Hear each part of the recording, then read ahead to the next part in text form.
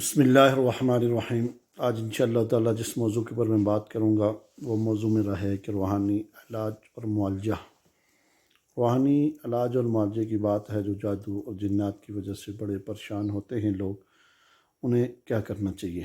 سب سے بنیادی چیز تو پہلی یہی ہے کہ ہمیں اللہ سے رجوع کرنا چاہیے، اللہ سے اپنا تعلق بڑھانا چاہیے اور اللہ سے تعلق جتنا بھی ہو سکے قریب کرنے کی کوشش کرنی چاہیے، کیونکہ جس وقت آپ اللہ سے دور ہوں گے اس وقت زیادہ مسائل بھی ہوتے ہیں اور زیادہ پریشانیاں اور ٹینشناں بھی ہوتی ہیں، بہت زیادہ ہو جاتی ہیں۔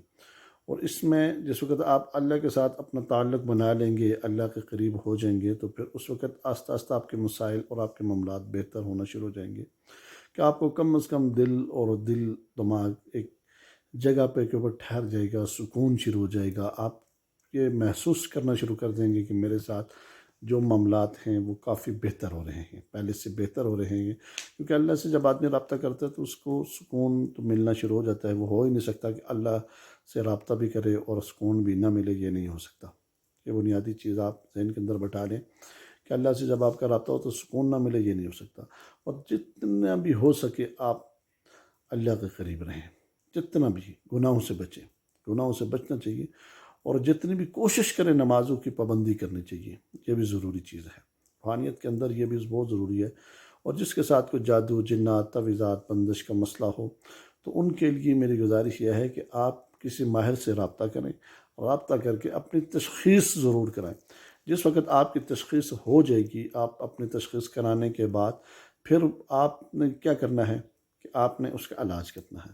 کسی ماہر سے رابطہ کریں، مجھ سے بھی رابطہ کر سکتے ہیں، بہتر سمجھیں تو آپ رابطہ کسی ماہر سے کریں۔ دیکھیں یہ جو اس کام کو جانتا ہو، اس کام کو 100% کرنا جانتا ہو، اور اس میں بنیادی چیز یہی ہوتی ہے کہ جس وقت انسان کسی ماہر سے رابطہ کرتا ہے تو اچانک اس کے ساتھ جتنے بھی مسائل اور معاملات ہوتے ہیں، ایک چکر لگاتا ہے، دو لگاتا ہے تو بہتر ہونا شروع ہو جاتے ہیں۔ میں نے بہت ساری چیزیں یہ دیکھی ہیں، بہت سارے مریضوں کے اوپر دیکھا ہے۔ میرے ساتھ پاس تقریباً آج سے 2 دن یا 3 دن پہلے ایک مریض ایک آیا، تو اس نے مجھے فون کیا، تو میں نے کہا ٹھیک ہے آ جائیے جی، میں گھر پہ ہوں۔ تو ویسے تو میرا بیٹھنے کی جو روٹین ہے، ترتیب ہے، وہ ہفتے والے دن میں گھر پہ بیٹھتا ہوں مری بوربان، اور 2 دن جو میں نے رکھے ہوئے ہیں رول پنڈی صادقآباد میں ہوں۔ تو یہاں پر اتوار اور پیر کو 11 بجے سے لے کر 11 ساڑھے 11 کے بعد 3 بجے تک مری میں بھی ٹائم یہ ترتیب ہے اور پنڈی میں بھی۔ تو وہ آ گیا تو میں نے اس سے پوچھا کیا مسئلہ ہے، کیا معاملات ہیں، ساری چیزیں پوچھنے کے بعد جس وقت میں نے ایک سوال ان سے کیا، میں نے کہا کہ آپ کے ساتھ یہ جو معاملہ چل رہا ہے کتنے عرصے چل رہا ہے؟ کہہ رہا ہے کم از کم 10 سال سے یہ مسئلہ چل رہا ہے۔ تو میں نے کہا 10 سال میں آپ نے کوئی علاج بھی تو کرایا ہوگا، کسی کے پاس آپ گئے ہوں گے؟ کہتا جی بہت گیا ہوں، ادھر بھی گیا ہوں، ادھر بھی گیا ہوں، میرا مسئلہ حل نہیں ہو رہا، میرے ساتھ چیزیں جو ہیں کافی سارے مسائل پیدا کرتی ہیں اور میں بڑا پریشان ہوں۔ میں نے کہا اللہ سے من امید نہیں ہونا چاہیے، آپ اگر آگے میرے پاس تو اللہ خیر کرے گا، بہتر کرے گا۔ تو میں نے ان کو مشورہ دیا، میں نے کہا آپ ایسا کریں کہ آپ سب سے پہلی چیز یہ کریں کہ آپ بیٹھے میرے پاس وضو بنا لیں۔ میں نے ان کو وضو وغیرہ بنوا کے بٹھایا، بٹھانے کے بعد میں ان کو دم وغیرہ کیا، جو ایک میری ترتیب ہے اس ترتیب کے ساتھ میں نے ان کا سسٹم شروع کر دیا۔ تو الحمدللہ 33 بن نعمت طور پر کہہ رہا ہوں کہ 3 چکر ان کے لگے اور الحمدللہ ان کے کافی سارے مسائل ان کے حل ہونے شروع ہو گئے۔ اور انہوں نے کہا کہ میں ایک دفعہ کسی کے پاس بھی گیا ہوں آج تک، ایک دفعہ آپ واحد بندے کہ میں آج تیسرا چکر آپ کے پاس ہے اور مجھے فائدہ ہو رہا ہے۔ پھر آہستہ آہستہ میں نے ان کے وظائف کرا دیے اور وظائف میں ان کا مسئلہ حل ہونا شروع ہو گیا۔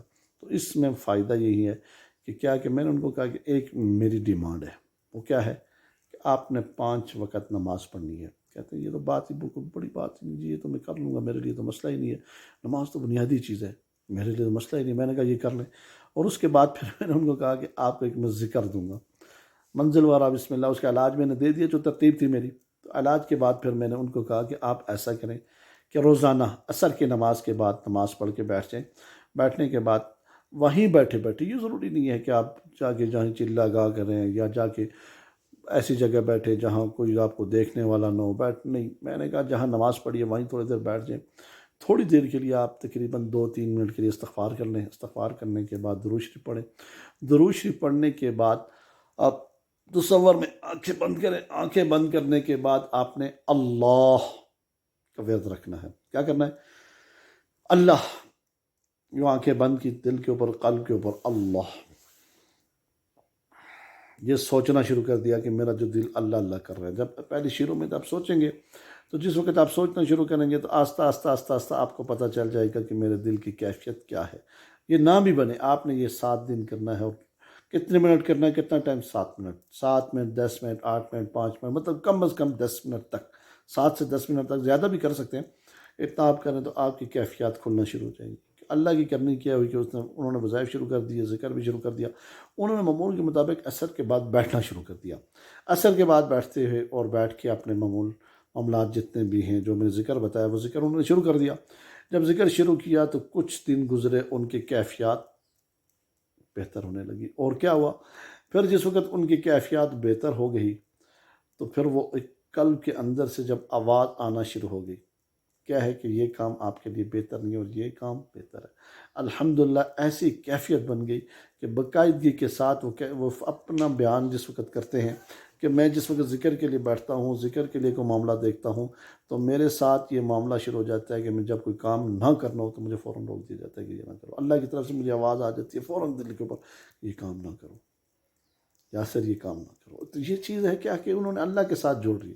اب میں نے تو کہا کہ آپ اللہ کے ساتھ جڑ جاؤ، میرے ساتھ بے شک رابطہ رکھو نہ رکھو، جڑو نہ جڑو، مگر علاج کے لیے یہ یاد رکھنا آنا پڑتا ہے اور اس کے لیے آپ کو رابطہ رکھنا پڑتا ہے. جہاں اللہ کے ساتھ جس وقت آپ کا تعلق بنانے میں تھوڑا ٹائم لگتا ہے، بن جاتا ہے، بھی کوشش کرے تو وہ بھی بڑا مشکل نہیں، بہت آسان ہے. دنیا کے اندر کوئی کام ایسا نہیں ہے کہ جو مشکل ہو. اللہ کے ساتھ انسان کا تعلق بن جائے اور پھر وہ ٹوٹے نہ، بس یہ اپنی چیز بنیادی چیز رکھ لیں. اور شیطان کو بھگانے والا سب سے بڑا عمل میں آپ کو آج بتانے لگا ہوں کہ سب سے جو بنیادی چیز یہی ہے کہ بگاڑ پیدا کرنے والا شیطان ہی ہے نا. شیطان انسان کو تنگ کرتا ہے، شیطان کی وجہ سے مسائل ہوتے ہیں. اور اس کے بھگانے کے لیے کیا کہ توبہ، بار بار توبہ، بار بار توبہ آپ کرتے رہیں. ایک دن ایک وقت ایسا آئے گا کہ شیطان بھی آپ سے تنگ ہو جائے گا. یہ میں آپ کو گارنٹی دے رہا ہوں، میرے ساتھ یہ میرے مجربات میں سے ہے کہ شیطان آپ جس راستے سے گزریں گے وہاں سے بھی توبہ کرے گا کہ یار اس کے پاس نہیں جانا، یہ بہت توبہ کرنے والا ہے، بہت اللہ کے قریب جانے والا ہے. کیونکہ اللہ کے پاس جس وقت انسان توبہ کرتا ہے، استغفار کرتا ہے تو اللہ کے قریب چلا جاتا ہے. استغفار کرنا، توبہ کرنا، یا اللہ مجھے معاف کر دے، یا ایھا الذین آمنوا توبوا الی اللہ توبۃ نصوحا. بس یہ دیکھیں کہ جس وقت آپ نے توبہ کر لی پھر آپ نے اللہ کے قریب ہو گئے. اللہ کے قریب ہو گئے تو پھر سارے کے سارے مسائل خود بخود حل ہونا شروع ہو جائے. جس کا بھی کوئی مسئلہ ہے روحانی اور جسمانی مسائل کے حوالے سے، جادو، جنات، تعویذات، بندش کا، وہ اب آپ سے گزارش ہے کہ مجھ سے آپ رابطہ بھی کر سکتے ہیں. اور رابطہ کرنے کا جو کانٹیکٹ نمبر اس میں لکھا ہوا ہے انشاءاللہ تعالیٰ وہ آپ دیکھ لیں اور رابطہ کریں. انشاءاللہ تعالیٰ بہت ہی فائدہ ہوگا. میں اسی بات کے اوپر انشاءاللہ اتفاق کروں گا. وآخر دعوانا الحمدللہ رب العالمین.